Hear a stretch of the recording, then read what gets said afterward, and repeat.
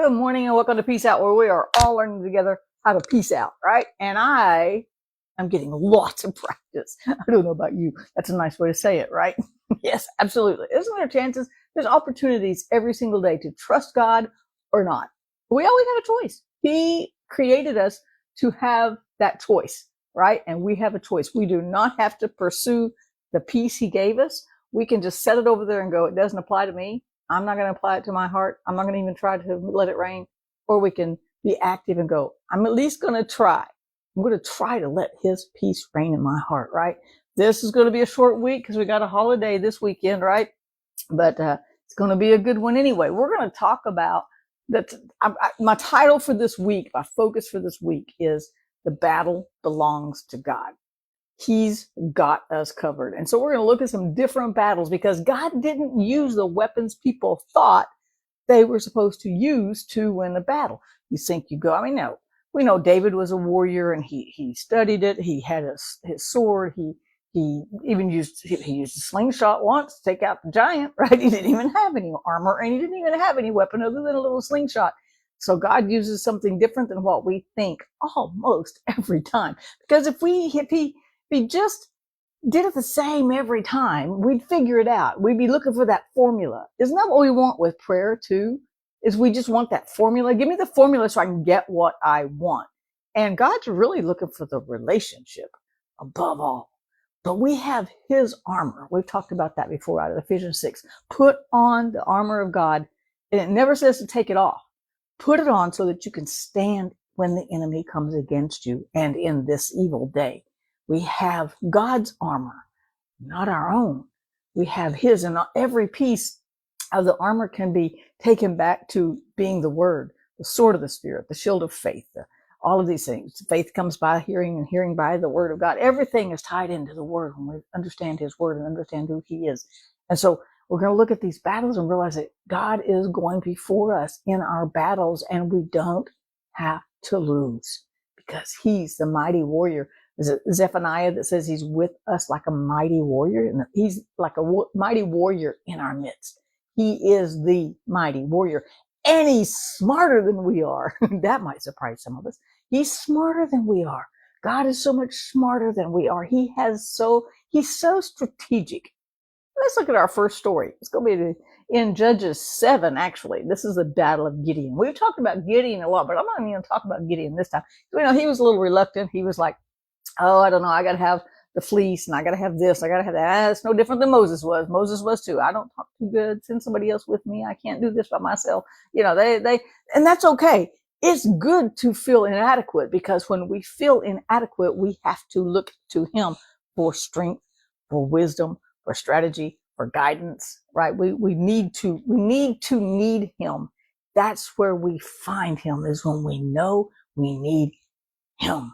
Period. Right? So here's Gideon. Now, Gideon is not our perfect example. I actually used him in my leadership book, Making of a Leader, and someone asked me last week, why did you pick Gideon? And I said, that response is the exact reason why. Because we needed to learn some things from Gideon, right? Good things and bad things. You can always learn something to do or not do, right?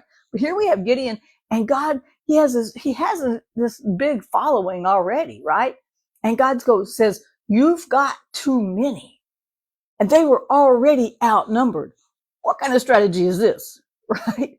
But God began to give Gideon ways to pair people, to pare down that army, to bring that army down to a small number. We're going to read, if you read the whole story, you'll find out He brought him down to 300 men to beat an entire army.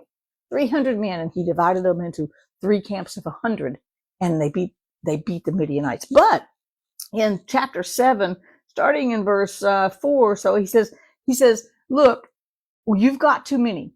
We've got to bring it down some more. And He goes, here's the test. Bring them to the water and have them drink. And it's kind of like God saying, cut these out because I don't like how they drink water. How can you drink water wrong, right? But they did. They drank water 2 different ways. They came down to the water for this test. They did not know they were being tested. He just said, take them down there.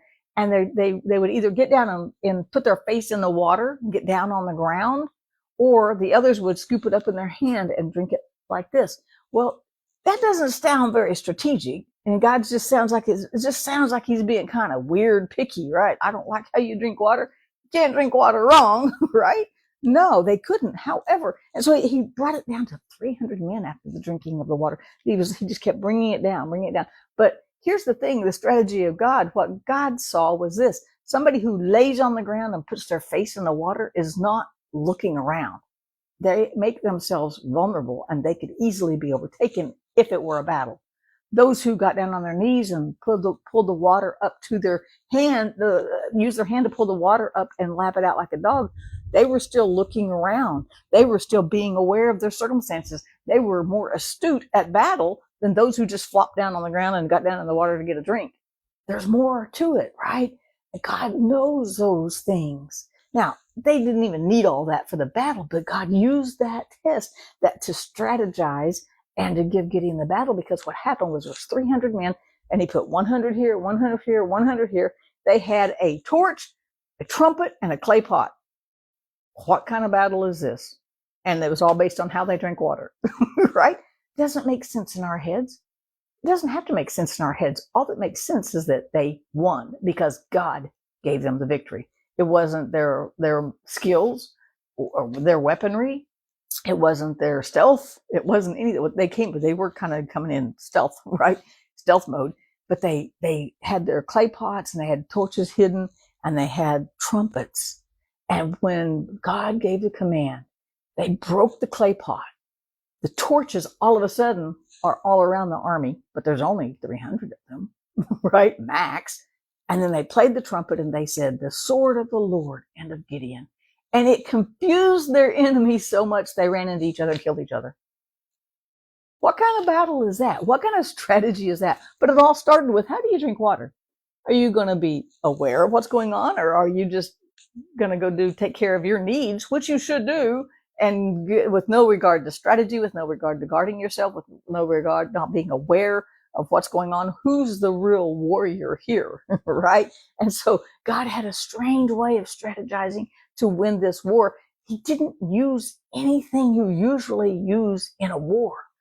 Most warriors don't carry a trumpet, a torch, and a clay pot, right? Most warriors carry swords and knives and arrows back then and guns now, but God uses the uncommon weapons as weapons, right? He used clay pots, fire, and a trumpet. The trumpet would be the voice, the clay pot would be a human, and the fire is the fire of God. That was a good combination. That's a good combination. The fire of God in a clay pot with a voice preaching the word of God. That's a pretty cool combination right there. I don't know. I just figured that out, right? But he doesn't use what we think he should use. And yet every time, all these battles we're going to look at this week, God will win. God's going to set us up to win. Now, if Gideon hadn't listened to God and said, I'll go pick a few men, how many do you want? Right? They would have been defeated. And this battle did go on for the whole next chapter.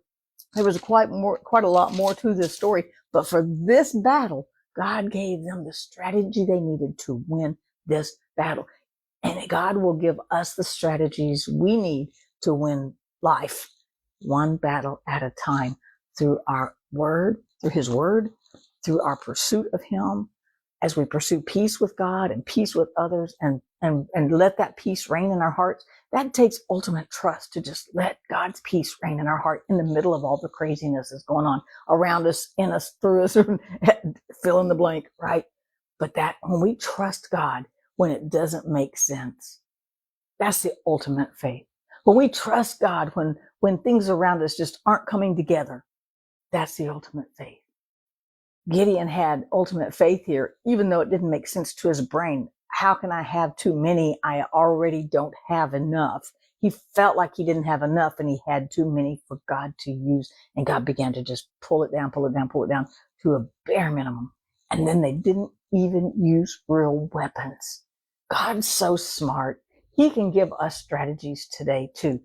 We can look in this word, and we can get closer to God. We can realize that he gave us his peace, that we have grace for today, that we have mercies brand new this morning just for today. What an amazing strategizing God, strategic God we have. He will lead us into battle if we follow him, and he will give us the victory every single time in every single area. He will walk with us through the fight, and that's why we can trust him, and that's why we can peace out. Peace out. Have a great day. I'll see you again tomorrow.